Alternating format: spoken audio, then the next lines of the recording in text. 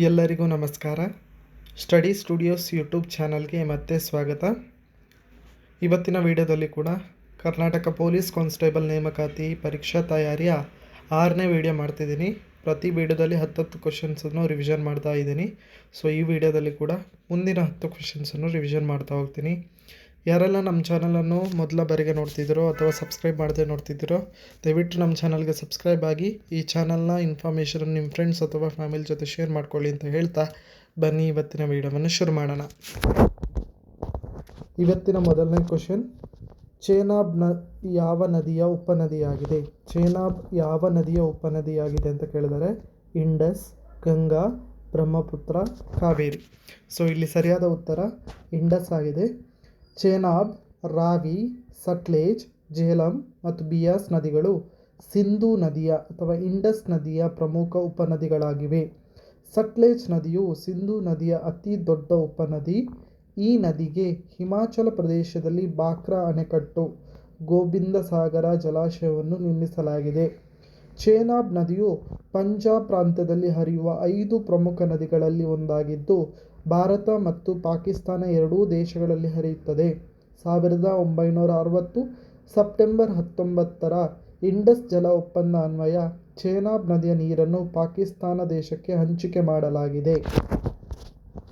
ಮುಂದಿನ question, voltaic ಸೆಲ್ನಲ್ಲಿ ಕೆಳಗಿನ ಯಾವ ಲೋಹವನ್ನು ಬಳಸಲಾಗುತ್ತದೆ?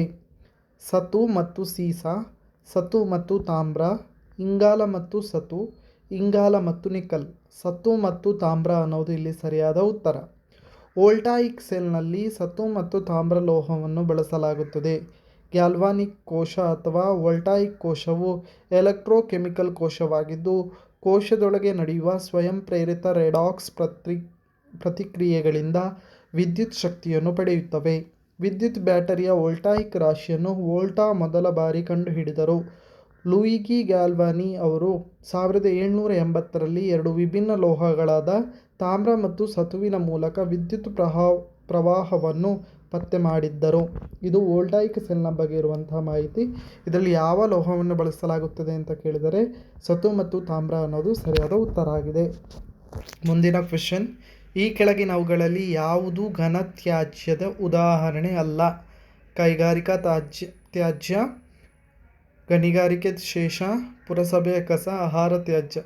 ಸೊ ಇಲ್ಲಿ ಈ ಕ್ವಶನ್ಗೊಂದು ಏನು ಕೊಟ್ಟಿದ್ದಾರೆ, ಗ್ರೇಸ್ ಮಾರ್ಕ್ ನೀಡಲಾಗಿದೆ. ಯಾಕಂತ ಹೇಳಿದರೆ ಕೊಟ್ಟಿರುವ ಆಯ್ಕೆಗಳ ಪ್ರಕಾರ ಕೈಗಾರಿಕಾ ತ್ಯಾಜ್ಯ, ಗಣಿಗಾರಿಕೆ ಶೇಷ, ಪುರಸಭೆ ತ್ಯಾಜ್ಯ ಮತ್ತು ಆಹಾರ ತ್ಯಾಜ್ಯ ವಸ್ತುಗಳು ಪೂರ್ಣವಾಗಿ ಘನತ್ಯಾಜ್ಯಗಳಾಗಿವೆ, ತ್ಯಾಜ್ಯದ ಉದಾಹರಣೆಗಳಲ್ಲ. 2016 ಘನತ್ಯಾಜ್ಯ ನಿರ್ವಹಣೆಯ ನಿಯಮಾವಳಿಗಳ ಪ್ರಕಾರ ನಿಯಮಾವಳಿಗಳನ್ನು ರೂಪಿಸಲಾಗಿದೆ. ಇದು 2000 ಮುನ್ಸಿಪಲ್ ಘನತ್ಯಾಜ್ಯ ನಿರ್ವಹಣೆ ನಿಯಮಗಳ ಪರ್ಯಾಯವಾಗಿದೆ. ಕ್ವಿಟ್ ಇಂಡಿಯಾ ಮೂವ್ಮೆಂಟ್ ಎಂದು ಕರೆಯುತ್ತಾರೆ. ಕ್ವಿಟ್ ಇಂಡಿಯಾ ಮೂವ್ಮೆಂಟ್ ಎಂದು ಯಾವುದನ್ನು ಕರೆಯುತ್ತಾರೆ? ಸ್ವದೇಶಿ movement, home rule movement, August ಕ್ರಾಂತಿ, ಖಿಲಾಫತ್ ಮೂವ್ಮೆಂಟ್. ಆಗಸ್ಟ್ ಕ್ರಾಂತಿ ಅನ್ನೋದು ಸರಿಯಾದ ಉತ್ತರ. ಕ್ವಿಟ್ ಇಂಡಿಯಾ ಮೂವ್ಮೆಂಟನ್ನು ಆಗಸ್ಟ್ ಕ್ರಾಂತಿ ಎಂದು ಕರೆಯುತ್ತಾರೆ. 1942ರಲ್ಲಿ ಗಾಂಧೀಜಿಯವರ ನೇತೃತ್ವದಲ್ಲಿ ಕ್ವಿಟ್ ಇಂಡಿಯಾ ಮೂವ್ಮೆಂಟ್ ಜರುಗಿತು. ಇದು 1942 ಆಗಸ್ಟ್ 8ರಂದು ಆರಂಭವಾಗಿದ್ದು ಇದನ್ನು ಆಗಸ್ಟ್ ಕ್ರಾಂತಿ ಎನ್ನುವರು. ಭಾರತ ಬಿಟ್ಟು ತೊಲಗಿ ಚಳವಳಿಯ ನಾಯಕಿ ಎಂದು ಅರುಣಾ ಅಸಫ್ ಅಲಿ ಅವರನ್ನು ಗುರುತಿಸಲಾಗಿದೆ. ಖಿಲಾಫತ್ ಚಳವಳಿಯು 1919ರಲ್ಲಿ ಮಹಮ್ಮದ್ ಅಲಿ ಮತ್ತು ಶೌಕತ್ ಅಲಿಯವರ ನಾಯಕತ್ವದಲ್ಲಿ ಜರುಗಿತು. ಇದು 1920ರಲ್ಲಿ ಪ್ರಾರಂಭವಾದ ಅಸಹಕಾರ ಚಳವಳಿಯ ಭಾಗವಾಗಿದೆ.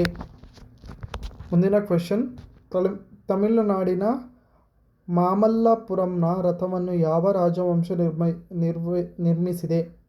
ಚೋಳ, ಪಲ್ಲವ, ಹೊಯ್ಸಳ, ರಾಷ್ಟ್ರಕೂಟ. ಪಲ್ಲವ ಅನ್ನೋದು ಸರಿಯಾದ ಉತ್ತರ. ಮಹಾಬಲಿಪುರಂ ಅಥವಾ ಮಾಮಲ್ಲಪುರಂ ಎಂಬುದು ಪಲ್ಲವ ರಾಜ ಮನೆತನದ ಪ್ರಮುಖ ಬಂದರು ನಗರ.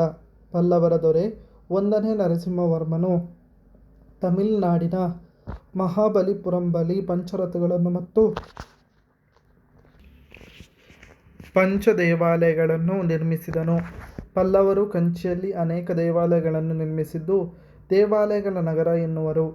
ಪಲ್ಲವರ ರಾಜಧಾನಿ ಕಂಚಿಯಾಗಿದ್ದು ಇವರ ರಾಜ್ಯ ಲಾಂಛನ ನಂದಿ.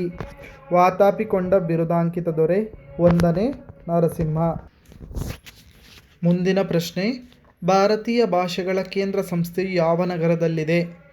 ಮೈಸೂರು, ಬೆಂಗಳೂರು, ಧಾರವಾಡ, ಉಡುಪಿ. ಮೈಸೂರು ಅನ್ನೋದು ಸರಿಯಾದ ಉತ್ತರ ಇಲ್ಲಿ.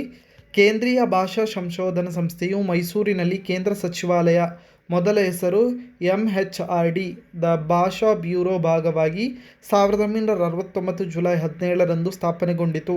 ಕೇಂದ್ರೀಯ ಆಹಾರ ಮತ್ತು ತಂತ್ರಜ್ಞಾನ ಸಂಸ್ಥೆ CFTRI, ಕರ್ನಾಟಕ ಏಕೈಕ ರೈಲ್ವೆ ಮ್ಯೂಸಿಯಂ, ಗಂಗೂಬಾಯಿ ಹಾನಗಲ್ ನಾಟ್ಯಕಲಾ ಅಕಾಡೆಮಿ, ಮಾನಸ ಗಂಗೋತ್ರಿ ಹೆಸರಿನ ವಿವಿ ಮೈಸೂರಿನಲ್ಲಿದೆ. ಕರ್ನಾಟಕದಲ್ಲಿ ಮೊದಲು ಆಕಾಶವಾಣಿ ಕೇಂದ್ರ ಕಚೇರಿ ಕೂಡ ಮೈಸೂರಿನಲ್ಲಿ ಆರಂಭವಾಯಿತು. ಕರ್ನಾಟಕದ ಸ್ವಚ್ಛ ನಗರ ಎಂದು ಎನಿಸಿಕೊಂಡಿರುವುದು ಕೂಡ ಮೈಸೂರೇ. ಇದು ಮೈಸೂರಿನ ಬಗ್ಗೆ ಇರುವಂಥ ಮಾಹಿತಿ. ಭಾಷೆಗಳ ಕೇಂದ್ರ ಸಂಸ್ಥೆಯು ಮೈಸೂರಿನಲ್ಲಿದೆ. ಅದರ ರಿಲೇಟೆಡ್ ಆದ ಕೆಲವೊಂದು ಇನ್ಫಾರ್ಮೇಷನ್ ಇಲ್ಲಿದೆ, ಅದನ್ನು ನೀವು ತಿಳ್ಕೊಬೇಕಾಗುತ್ತೆ. ಮುಂದಿನ ಕ್ವೆಶನ್, ಸಂವಿಧಾನದ ಯಾವ ಭಾಗವು ಪಂಚಾಯಿತಿಯೊಂದಿಗೆ ವ್ಯವಹರಿಸುತ್ತದೆ? ಭಾಗ 9, ಭಾಗ 10, ಭಾಗ 11, ಭಾಗ 12. ಸೊ ಭಾಗ 9 ಅನ್ನೋದು ಸರಿಯಾದ ಉತ್ತರ.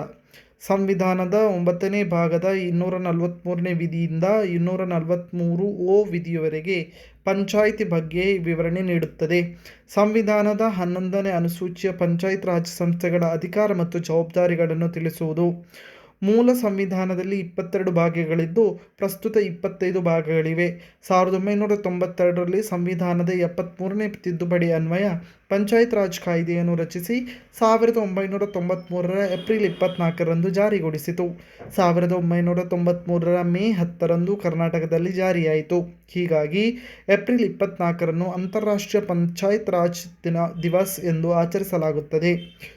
ಸಂವಿಧಾನದ 10ನೇ ಭಾಗವು ಅನುಸೂಚಿತ ಮತ್ತು ಬುಡಕಟ್ಟು ಪ್ರದೇಶ, 11ನೇ ಭಾಗವು ಕೇಂದ್ರ ರಾಜ್ಯಗಳ ನಡುವಿನ ಸಂಬಂಧ ಹಾಗೂ 12ನೇ ಭಾಗವು ಹಣಕಾಸು ಆಸ್ತಿ ಒಪ್ಪಂದ ವಿವಾದದ ಬಗ್ಗೆ ತಿಳಿಸುವುದು. ಸಂವಿಧಾನದ ಭಾಗ 1 ಕೇಂದ್ರ ಮತ್ತು ಭೂಪ್ರದೇಶಗಳು, ಭಾಗ 2 ಪೌರತ್ವ, ಭಾಗ 3 ಮೂಲಭೂತ ಹಕ್ಕುಗಳು, ಭಾಗ 4 ರಾಜ್ಯ ನಿರ್ದೇಶಕ ತತ್ವಗಳ ಬಗ್ಗೆ ಇಲ್ಲಿ ನಮಗೆ ತಿಳಿಸುತ್ತದೆ. ರಾಜಾರಾಮ್ ಮೋಹನ್ ರಾಯ್ ಯಾವುದರ ಸ್ಥಾಪಕರಾಗಿದ್ದರು? ಬ್ರಹ್ಮ ಸಮಾಜ, ಪ್ರಾರ್ಥನಾ ಸಮಾಜ, ರಾಮಕೃಷ್ಣ ಮಿಷನ್, ಆರ್ಯ ಸಮಾಜ. ಸೊ ಬ್ರಹ್ಮ ಸಮಾಜ ಅನ್ನೋದು ಸರಿಯಾದ ಉತ್ತರ ಇಲ್ಲಿ.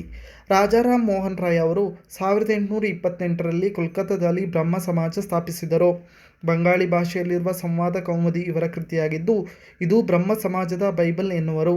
1829ರಲ್ಲಿ ವಿಲಿಯಂ ಬೆಂಟಿಕ್ ರವರು ಸತಿ ಸಹಗಮನ ಪದ್ಧತಿ ನಿಷೇಧ ಮಾಡಲು ಇವರ ಹೋರಾಟ ಪ್ರೇರಣೆಯಾಗಿತ್ತು. ಮೋಹನ್ ರಾಯ್ ಅವರನ್ನು ಭಾರತದ ಪೆಟ್ರಾರ್ಕ್ ಆ್ಯಂಡ್ ಭಾರತದ ನವೋದಯ ಧ್ರುವತಾರೆ ಎನ್ನುವರು. ಆರ್ಯ ಸಮಾಜದ ಸ್ಥಾಪಕರು ದಯಾನಂದ ಸರಸ್ವತಿ. ಮುಂದಿನ ಕ್ವೆಶನ್, ಕರ್ನಾಟಕದಲ್ಲಿ ಅತಿ ಹೆಚ್ಚು ಕಾಲ ಸೇವೆ ಸಲ್ಲಿಸಿದ ಮುಖ್ಯಮಂತ್ರಿ ಯಾರು?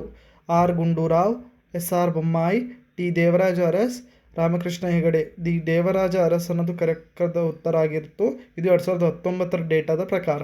ಇವಾಗ ಯಾರಿದ್ದಾರೆ ಅಂತ ನೀವು ತಿಳ್ಕೊಬೇಕಾಗತ್ತೆ. ದೇವರಾಜ ಅರಸ್ ಅವರು ಕರ್ನಾಟಕದಲ್ಲಿ 1972ರಿಂದ 1980ರವರೆಗೆ ಮುಖ್ಯಮಂತ್ರಿಯಾಗಿ ಆಡಳಿತ ನಡೆಸಿದರು. ಇವರನ್ನು ಬೆಂಗಳೂರಿನ ಎಲೆಕ್ಟ್ರಾನಿಕ್ ಸಿಟಿಯ ಪಿತಾಮಹ, ಹಿಂದುಳಿದ ವರ್ಗಗಳ ಹರಿಕಾರ ಎಂದು ಕರೆಯಲಾಗುತ್ತದೆ. ಇವರು ಮೈಸೂರು ರಾಜ್ಯವು ಕರ್ನಾಟಕ ಎಂದು ಮರುನಾಮಕರಣಗೊಂಡ ಸಂದರ್ಭದಲ್ಲಿ ಮುಖ್ಯಮಂತ್ರಿಯಾಗಿದ್ದವರು. 1973 ನವೆಂಬರ್ 1 BS ಯಡಿಯೂರಪ್ಪರವರು ಅತಿ ಹೆಚ್ಚು ಬಾರಿ ರಾಜ್ಯದ ಮುಖ್ಯಮಂತ್ರಿಯಾಗಿದ್ದಾರೆ. ಕೇಂದ್ರ ಸರ್ಕಾರವು ಭಾರತದ ಏಕತೆ ಮತ್ತು ಸಮಗ್ರತೆಗೆ ಕೊಡುಗೆ ನೀಡುವ ಕ್ಷೇತ್ರದಲ್ಲಿ ಅತ್ಯುನ್ನತ ನಾಗರಿಕ ಪ್ರಶಸ್ತಿಯನ್ನು ಯಾವ ಹೆಸರಿನಲ್ಲಿ ಸ್ಥಾಪಿಸಿದೆ? Balagangadhara Tilak, doctor PR Ambedkar, Netaji Subhash Chandra Bose, Sardar Vallabhbhai Patel. ಸರಿಯಾದ ಉತ್ತರ ಸರ್ದಾರ್ ವಲ್ಲಭಭಾಯಿ ಪಟೇಲ್. ಕೇಂದ್ರ ಸರ್ಕಾರವು ಭಾರತದ ಏಕತೆ ಮತ್ತು ಸಮಗ್ರತೆಗೆ ನೀಡುವ ಕ್ಷೇತ್ರದಲ್ಲಿ ಅತ್ಯುನ್ನತ ನಾಗರಿಕ ಪ್ರಶಸ್ತಿಯನ್ನು ಸರ್ದಾರ್ ವಲ್ಲಭಭಾಯಿ ಪಟೇಲ್ ಅವರ ಹೆಸರಿನಲ್ಲಿ ನೀಡಲಾಗುತ್ತಿದೆ ಮತ್ತು ಸ್ಥಾಪಿಸಿದೆ. ಸ್ವಾತಂತ್ರ್ಯ ನಂತರ ಭಾರತ ಒಕ್ಕೂಟ ರಚಿಸುವಲ್ಲಿ ಸರ್ದಾರ್ ವಲ್ಲಭಭಾಯಿ ಪಟೇಲ್ ರವರು ಅಪಾರ ಪ್ರಮಾಣದಲ್ಲಿ ಶ್ರಮಿಸಿದ್ದಾರೆ. ಇವರು ಭಾರತದ ಉಕ್ಕಿನ ಮನುಷ್ಯ, ಐರನ್ ಮ್ಯಾನ್ ಆಫ್ ಇಂಡಿಯಾ, ಭಾರತದ ಬಿಸ್ಮಾರ್ಕ್ ಎನ್ನುವರು. ಇತ್ತೀಚೆಗೆ ಭಾರತ ಸರ್ಕಾರವು ಪಟೇಲರ ಹೆಸರಿನಲ್ಲಿ ಏಕತಾ ಪ್ರಶಸ್ತಿಯನ್ನು ನೀಡಲು ನಿರ್ಧರಿಸಿದೆ. ಸರ್ದಾರ್ ಪಟೇಲ್ ಅವರ ಹುಟ್ಟುಹಬ್ಬದ ಅಕ್ಟೋಬರ್ 31 ರಾಷ್ಟ್ರೀಯ ಏಕತಾ ದಿನ ಎಂದು ಆಚರಿಸಲಾಗುತ್ತದೆ. ಗುಜರಾತ್ ರಾಜ್ಯದ ಕೇವಾಡಿಯ ಗ್ರಾಮದಲ್ಲಿ ರಾಷ್ಟ್ರೀಯ ಏಕತಾ ಪ್ರತಿಮೆ ಇದೆ. 182 ಮೀಟರ್ ಎತ್ತರವಿದೆ. ಈ ಪ್ರತಿಮೆಯು 2018 ಅಕ್ಟೋಬರ್ 31ರಂದು ಸರ್ದಾರ್ ಪಟೇಲ್ ಅವರ 143ನೇ ಜನ್ಮದಿನದ ಅಂಗವಾಗಿ ಲೋಕಾರ್ಪಣೆಗೊಂಡಿದೆ. ಇದಿಷ್ಟು ಇವತ್ತಿನ ವಿಡಿಯೋದ ಕ್ವೆಶನ್ಸ್. ಸೊ ಇದರ ರಿಲೇಟೆಡ್ ಆದ ಅಪ್ಡೇಟೆಡ್ ಇನ್ಫಾರ್ಮೇಷನ್ ನೀವು ಕಲೆಕ್ಟ್ ಮಾಡ್ಕೋಬೇಕು. ಸೊ ಇದು 2019ರಲ್ಲಿ ಬಂದಿರುವಂಥ ಕ್ವೆಶನ್ಸು. ಯಾರೆಲ್ಲ ಪ್ರಿಪೇರ್ ಆಗ್ತಿದ್ರೆ ಎಕ್ಸಾಮ್ಸ್ಗೆ ನಮ್ಮ ಚಾನಲ್ನ ಸಬ್ಸ್ಕ್ರೈಬ್ ಆಗಿ. ಮುಂದಿನ ವೀಡಿಯೋದಲ್ಲಿ ಇನ್ನೂ ಹೆಚ್ಚಿನ ಕ್ವೆಶನ್ಸನ್ನು ನಿಮಗೆ ಅಪ್ಲೋಡ್ ಮಾಡ್ತೀನಿ. ಆ ವಿಡಿಯೋವನ್ನು ಕೂಡ ನೋಡಿ ಅಂತ ಹೇಳ್ತಾ ಎಲ್ರಿಗೂ ನಮಸ್ಕಾರ.